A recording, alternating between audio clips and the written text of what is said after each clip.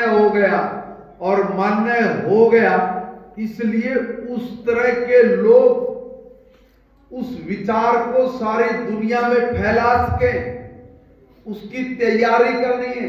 और वो तैयारी सिर्फ योग से हो सकती है। और इसलिए इस देश के सम्मानित प्रधानमंत्री ने दुनिया में पहली बार अगर इंटरनेशनल लेवल पर कोई चीज मनवाकर पूर्ण कराने का काम किया, तो वो दूरदृष्टि थी हमारी भारत की कि हमने अपने विचार को दुनिया में स्थापित करना है, और वो था योग। और योग को माननीय प्रधानमंत्री जी ने सारी दुनिया में लागू करा दिया। अब हमारा शरीर अगर मजबूत होगा, हमारी बुद्धि ठीक होगी, हमारी एकाग्रता अच्छी होगी, हम कुछ भी करने की ताकत रखते होंगे, हमारे विचार बहुत अच्छे हो, इसके लिए गली गली घर घर हर स्कूल में योग हो, और उस योग के जरिए ही हम लोग अपने कार्य को पूर्ण कर सकते हैं, अपने विचार को सारी धरा पर लागू कर सकते हैं। और हम नहीं करते तो करना। हमारे आपके घरों में पंडित जी आते हैं ना, तो कभी हवन में गए हो आप? हवन में जाते हो ना, तो उस हवन पे अगर नहीं गए तो जाना। लास्ट में पंडित जी पूर्ण आहुति कराता है, और पूर्ण आहुति कराने के बाद 2-3 नारे लगाता है, जय घोष कराता है। वही भारत का विचार है। वो कहता है कि धर्म की जय हो, अधर्म का नाश हो, प्राणियों में सद्भावना हो और विश्व का कल्याण हो। ये इतना बड़ा विचार जो लाखों करोड़ों वर्षों से भारत के ऋषि मुनियों के द्वारा सारी दुनिया को दिया जाता है, और इसी भी एक विचार के कारण ये भारत ने ये दुनिया बची हुई है।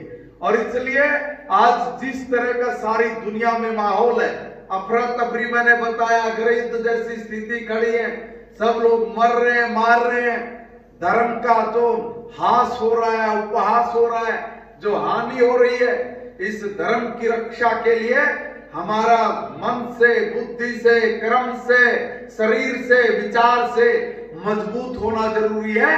और वो होगा एक ही चीज से, वो होगा योग से। हमने अधर्म की समाप्ति करनी है, तो किससे होगा? उसमें भी इन्हीं सब चीजों की जरूरत पड़नी है। और प्राणियों में सद्भावना हो। हम लोग मानवता के लिए नहीं, पेड़ पौधे, पशु पक्षी, जीव जंतु, इन सब के प्रति हमारे हृदय में संवेदना हो। हम लोग छोटी से छोटी चीज को भी सोचते वक्त हम करुणा से भरे हुए हों, ऐसा भाव भी अगर कहीं आपके अंदर आएगा, तो उसमें भी योग ही हमारे लिए सबसे महत्वपूर्ण है। उसके अलावा दूसरा कोई विकल्प ही नहीं है। लागू हुआ ना, तब से भारत की ख्याति बढ़नी शुरू हो गई। तब से भारत में मजबूत राजनीतिक सोच के लिए दरवाजे लोगों ने खोल दिए।